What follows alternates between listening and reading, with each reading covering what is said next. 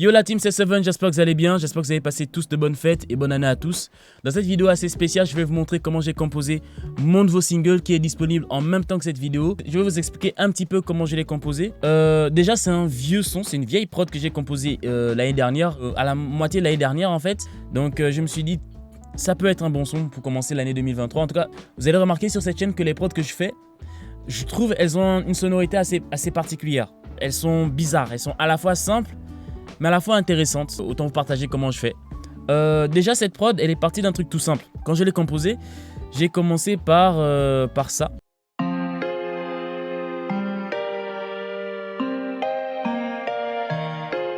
Donc c'est un piano avec pas mal d'effets et tout. C'est pas Keyzone que j'ai utilisé la Play Series.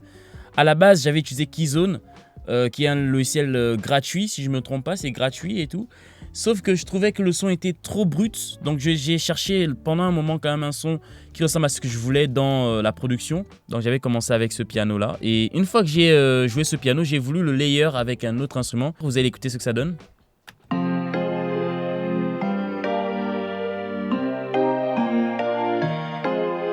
C'est Launch Lizard, donc Launch Lizard.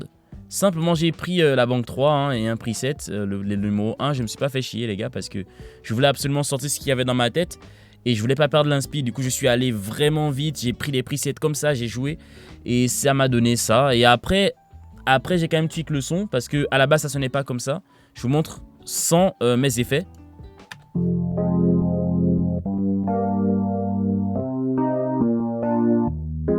Et avec mes effets.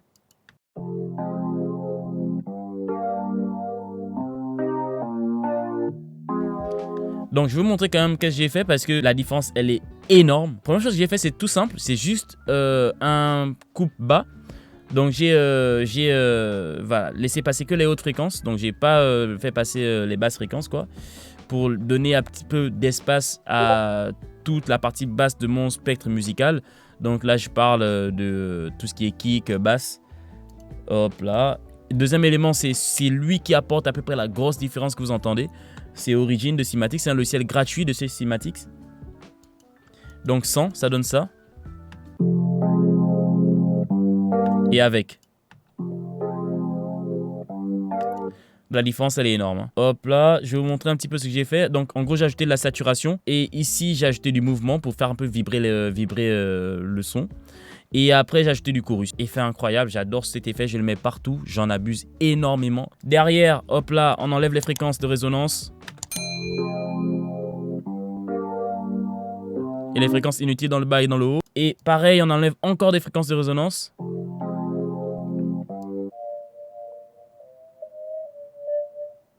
Et directement après avoir joué ces deux instruments, j'ai ajouté un troisième instrument. Donc le troisième instrument, c'est encore pour donner un côté plus planant à la production. On va écouter ce que ça donne seul.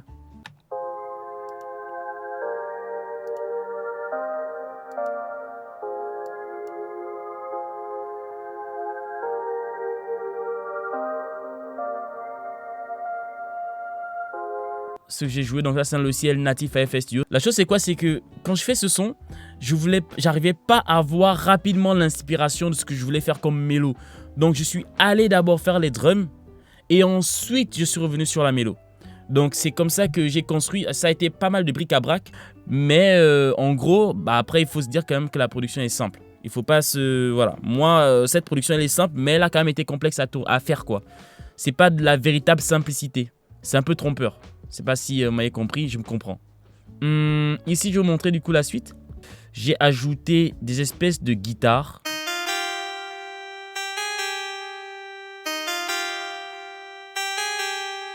C'est Serum qui joue ça, qui sonne à peu près comme de la guitare. Ils appellent ça des keys Electrica. Moi, j'appelle ça une guitare Electrica. Donc Serum, excellent VST. Je pense que pour les mélos, c'est tout, hein, à peu près. Là, en intro, il y a une mélodie qui n'intervient pas dans le refrain.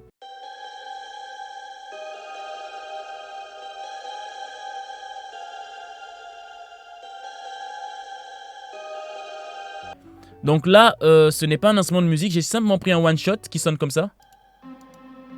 Bon, là évidemment, il y a beaucoup d'effets, je vais vous montrer ce qu'il y a. Mais j'ai pris un one-shot et avec mes effets, ça donne ça. Voilà, c'est simple, hein. Une EQ, une reverb, un delay Voilà, donc du coup, c'est juste ça, quoi. Donc ça donne un côté vraiment planant au son.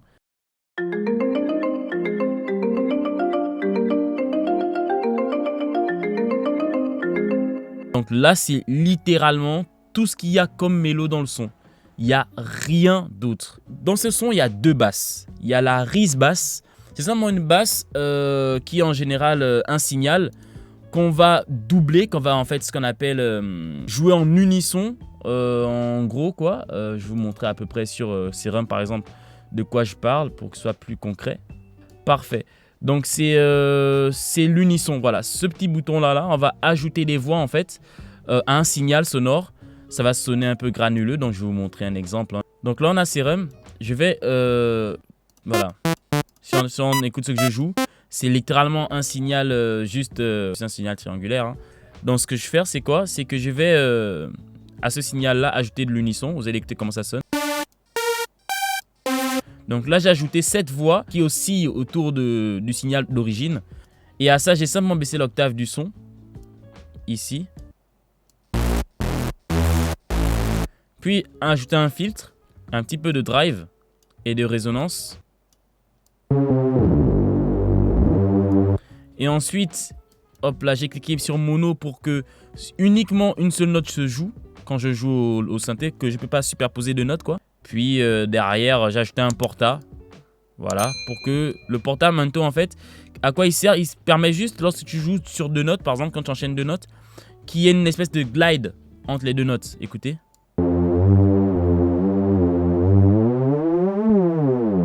Et sans.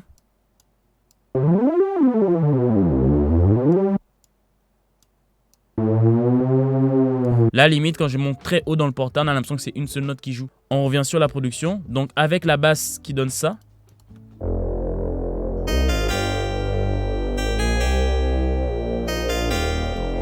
On écoute tout.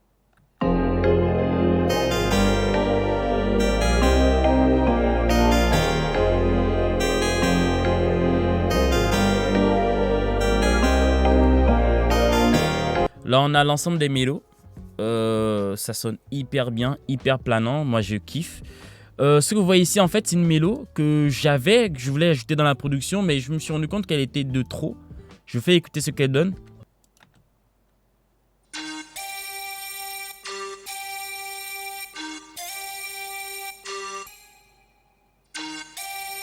Elle ne sert absolument à rien si on l'écoute avec.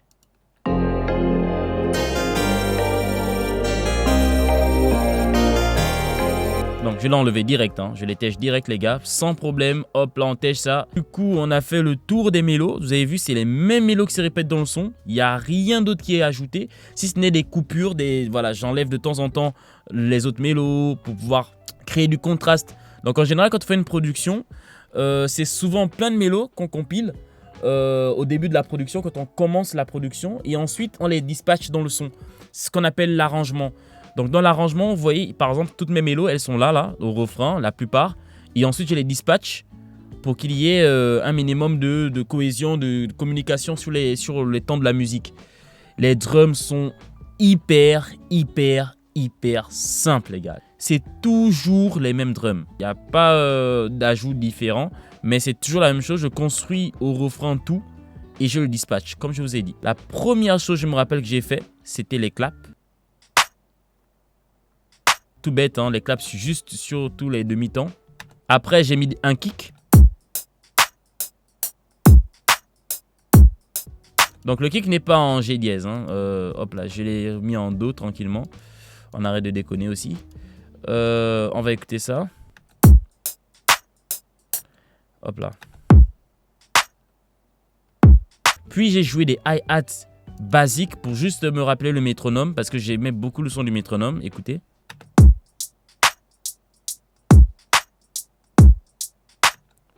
Très simple.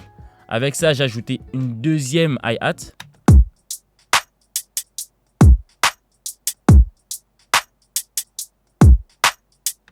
Puis des percussions.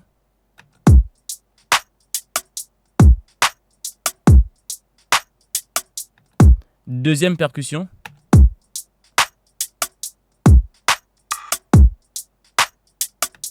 Et ensuite, une troisième ligne de hi-hat. Voilà, c'est des open hat. Et ensuite, encore une dernière ligne de hi-hat. Cette fois-ci, plus dynamique.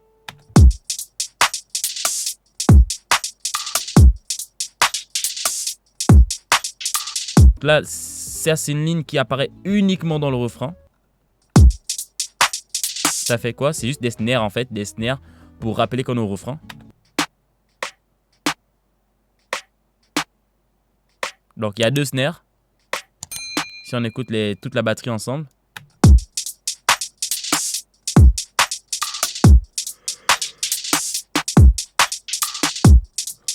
Une fois que j'ai joué la batterie, en fait, j'ai joué les basses. Donc, je vais faire écouter ça. C'est juste simplement une 808 que j'ai joué.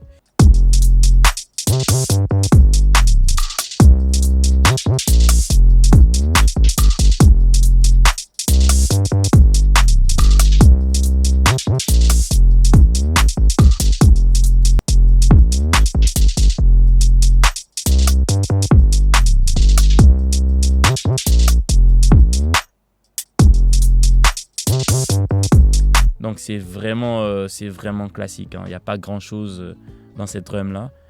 Et une fois que j'ai fait les drums, donc là je vous ai montré les basses, les mélodies, les drums. Une fois que j'ai fait tout ça, je me suis dit ok, il faut maintenant faire des FX, des transitions pour passer d'un moment à l'autre du son.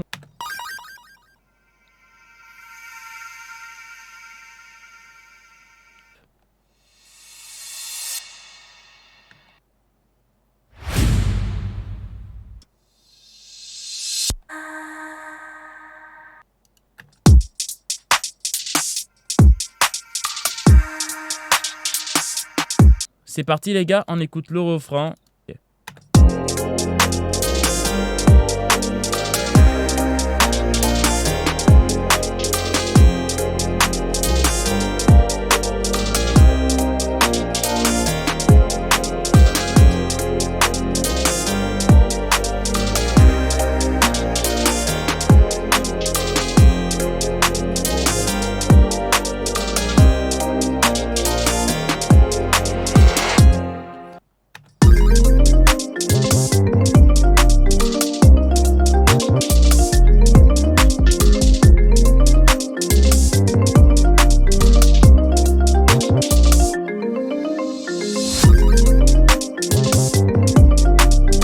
Là, c'était la production de mon nouveau single qui, je rappelle, est sorti en même temps que cette vidéo.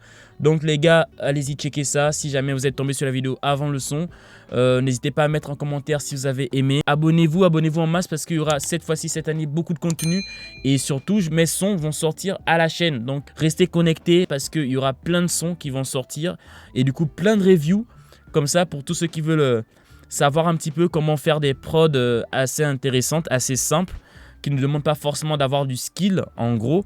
Parce que là, hein, de ce que j'ai fait, c'est basique, c'est simple. Du coup les gars, c'était Seven, on se dit ciao.